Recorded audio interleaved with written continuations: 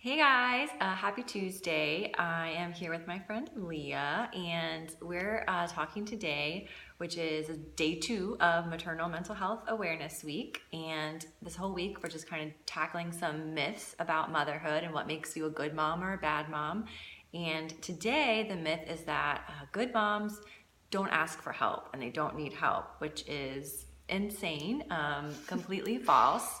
So we wanted to talk a little bit about our experiences. Both of us actually struggle in that area, but we're both kind of brought to a place where we had no choice but to rely on other people. And it ends up being a pretty good lesson for us to learn ways that we could actually get help from other people and not feel so super guilty about it. So my experience, I talk about on my blog, is that I had anxiety after my first child, and then after I had my second child, it just hit a point where it was completely overwhelming for a few weeks, and I was not really functioning. I had a whole bunch of physical symptoms and was not able to get out of my head for a couple weeks, and my whole focus was just making it through this minute, making it through this hour. So I had 2 young kids at home, and obviously I was in no space to take care of them the way they needed to be taken care of. So I had to completely rely on my husband. My mom had to come and help take them to school and get them when they were out of school, and had to rely on friends to kind of get me from point A to point B for those few weeks. So that was my story. I didn't have a choice anymore.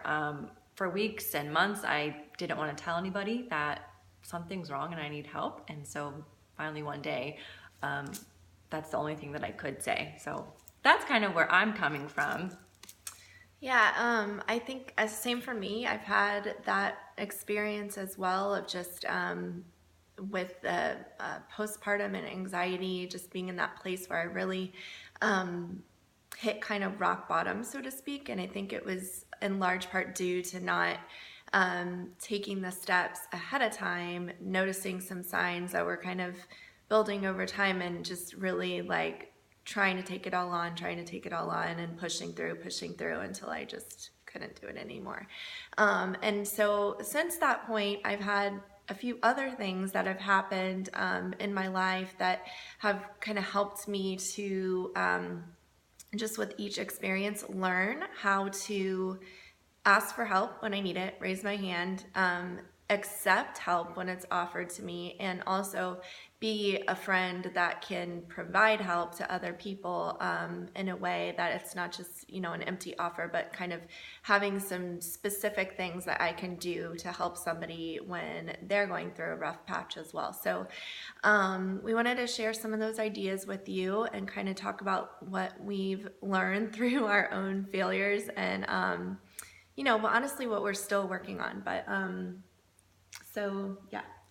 So the most recent is that, I know that you can't tell by looking at her, but this little lady was kind of down and out the last few weeks. She still is. She had a surgery, and she is not allowed to lift anything for 6 weeks, which is inconvenient because she has an 11-month-old who is considered a thing that needs to be lifted. So and it's kind of funny, actually, not funny, but just ironic. This surgery came from, I'll just say I had a hernia, and apparently that's something that you can get when you're quite literally doing too much.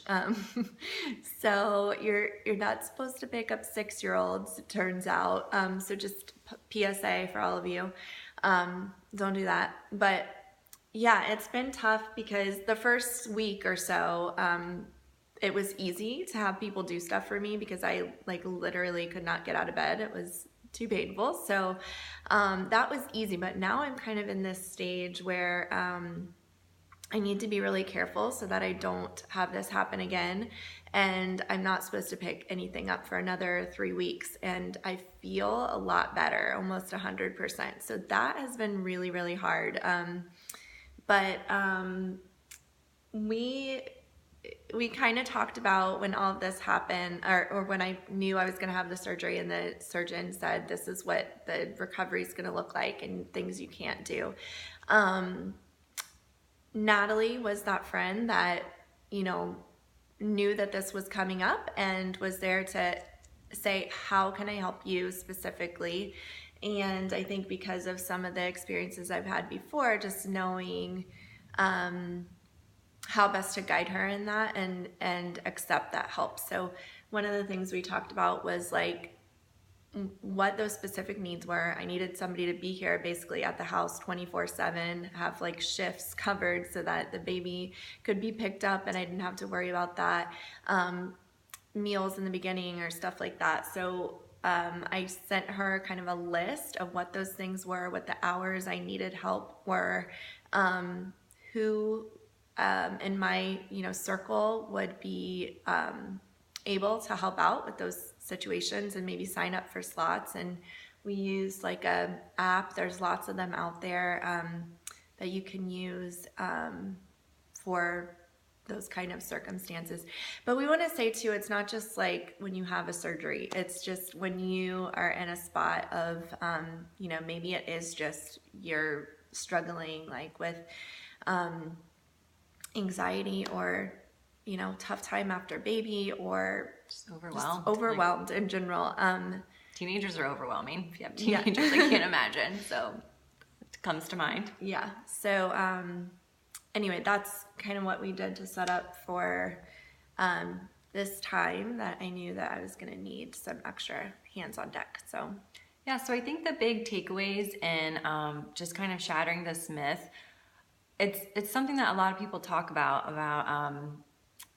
getting help, but then there's still somehow this wall that we put up about actually saying the words, can you help me? I need help. And so I think making it specific like that, when hey, I need someone to pick my kids up Monday at 4, makes it really easy. So if that's hard for you to just reach out into the darkness and say, somebody help me, if you can figure out what's gonna, like the pain points sometimes come in your day, if you can figure out exactly what specifically would help you out a lot, being able to reach out with that one specific task, I think makes it a lot easier to actually say that. I think too, like having that like you don't have to delegate to everybody that's in your circle, just identifying that point person, like you're Natalie, who I hope you have one because she's awesome. But identifying one person, maybe it's your spouse, or maybe it's your mom, or a best friend, whomever. But like telling them, these are my pain points. These are the things that I need help with right now, and have them be your voice if you can't do it on your own. To coordinate an email, send it out to some friends, or do one of those apps or something like that. Hey, I know Leah needs help picking up the kids on Tuesday afternoons. Would you be able to do that for the next couple weeks, or whatever it might be? But it just making that list, identifying those pain points, and finding that person that can help be your voice if you can't do it on your own. And so that's a way to kind of reach out. And then another piece we talked about is being able to accept it. So we were just talking about it. When things happen, a lot of people will reach out and say, hey, can I drop a food? Or let me know if I can help. And so Leah has a special trick now that it's only taken her 34 years to learn. Yay! And we're going to share it for free today. So what is your tip now, instead of just saying great and never hearing those people again? What do you do? Yep. So I used to just say like, thank you so much. That's so kind, blah, blah, blah. And in my head, I'd be like, I really do want them to help me, but can't say that, it's rude. Why do we think that? So weird. So what I came up with my phrase, and I think, having a go-to phrase, something that you feel comfortable saying in response that is accepting their help. So now I just say like, you know what? Thank you so much. I would actually love to take you up on that. So easy. That's it. And so, yeah, that's it. You can use my phrase if you want, or make up your own, but just having like a go-to response. And then they'll say, I'll give you an example. I had a girlfriend, she lives in Jacksonville. She cannot, bring me a meal physically. That's a little above and beyond. But she sent me a message after she found out about my surgery, and she was like, hey, I'd love, can I do anything for you guys? I wish I was closer. You know, can I send you a gift card? Yes. I was like, actually, I would love to take you up on that. Here's my address. And she sent me a gift card, and it was so sweet, and it brightened my day. And I'm sure Mark was really appreciative too, because he's been pulling a lot of weight. But yeah, so and then transitioning on that note, things you can do to help other people. It's being proactive in your offer to help. So give them something specific, because it is tough for us to come up with exactly what we need, and especially when you're, you know, feeling tired or drugged or whatever. So yeah, can I send you a gift card? Can I send Uber Eats to your house? Can I come over on Thursday afternoon? I have some free time. I'd love to, you know, help you fold your laundry, take your baby, do your dishes, whatever it might be.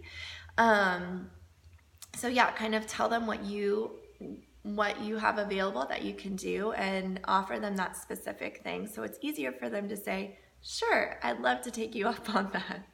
And I think it's easy for moms, like you don't have to think huge. You have to think, what do I hate doing every day? If a mom is struggling and overwhelmed or recovering, they're going to hate those things too. So come and do that for them. Mm-hmm. And I'll say it feels much better to fold someone else's laundry. It totally does. Like, I love doing other people's dishes. Yeah, it's just different. So you enjoy it more, I promise. And you're not annoyed with other people's kids the way that you are annoyed with your own kids. Mm-hmm. I realized that the last couple of weeks that her baby is not as annoying as my babies were. I don't know what that is, but it's true. Oh, yeah, I totally agree. So we are gonna be coming at you with some other tips this week, but we hope this was helpful, and we do want you to jump in on the comments and let us know if